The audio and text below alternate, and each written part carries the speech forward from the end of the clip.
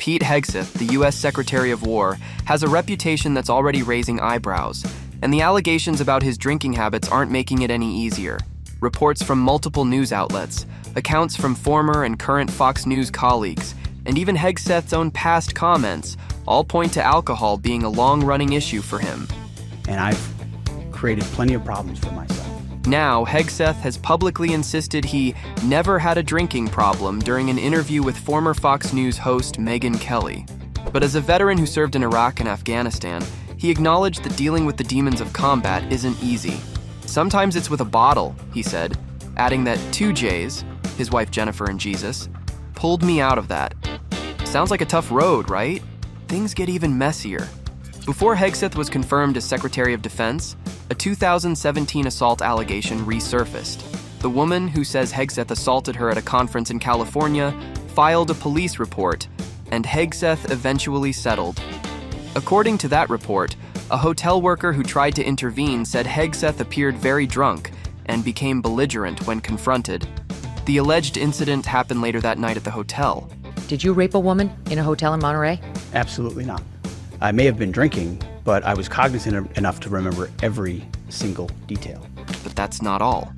According to The New Yorker, Hegseth's drinking reportedly sparked complaints at Concerned Veterans for America, the nonprofit he led from 2013 to 2016.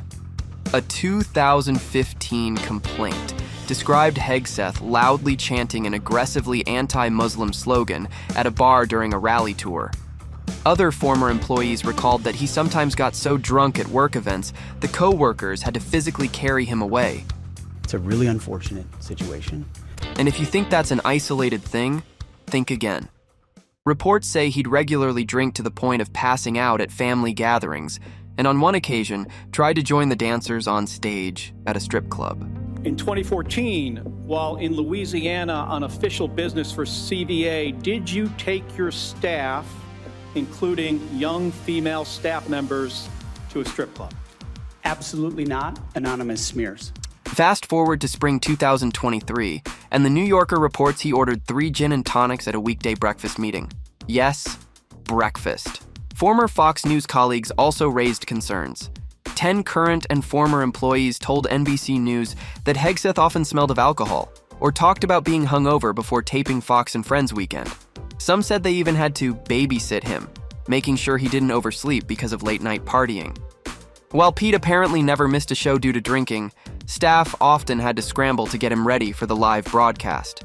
One employee summed it up: morning TV is stressful, and more times than not, Pete made it even more stressful.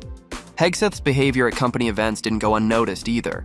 Fox News HR reportedly investigated him after a 2016 Christmas party incident where he got into a heated confrontation with the husband of his mistress-turned-third wife, Jennifer Rauche. According to reports, the husband showed up suspecting the affair, and witnesses said Hegseth, who had been drinking, caused such a scene over his presence that HR had to step in afterward. And at a 2017 colleague's wedding, sources say Hegseth was so drunk in the men's restroom that guests had to get a producer to help him home so he could make a 6 a.m. broadcast. Even Hegseth's own words paint a clear picture. In his 2016 memoir In the Arena, he admitted to a carefully crafted, pious caricature that hid personal struggles, including drinking. In a 2021 interview with Will Cain, he described days where beers were his automatic go-to after returning from Iraq, saying, "One beer leads to many, leads to self-medication, leads to, I've earned this." Guinness is too much, can't be regularly consumed. I like a good local IPA. I don't know why. Higher ABV. That's what I go for. You know, if I'm gonna drink it, give me something too for bitter. And it doesn't stop there. In 2025, Hegseth's ex-wife gave a statement to the FBI about his drinking, saying he drinks more often than he doesn't. Pete's former sister-in-law also submitted an affidavit to the Senate, alleging Hegseth was abusive toward his second wife at times and witnessed him drinking excessively at family gatherings and in public. Now, Pete's struggles with alcohol are just one side of the story. His personal life has been equally complicated. With 3 marriages, multiple affairs, and even serious allegations in the mix, it's been quite a story. Let's rewind to the beginning. Pete married his high school sweetheart, Meredith Schwartz, back in 2004. They were that picture-perfect couple from Forest Lake Area High School in Minnesota. Pete was a star athlete, and Meredith was on student council. Voted most likely to marry by classmates. Classic rom-com setup, right? And for a while, it really looked like the dream was coming true. You know, things used to be a little simpler back in the day. They tied the knot at the Grand Cathedral of St. Paul. But fairy tales sometimes have darker chapters. By 2009, the marriage was over. Pete admitted to multiple affairs, 5 to be exact, and that was the final straw. According to reports from sources close to the couple, Meredith was devastated.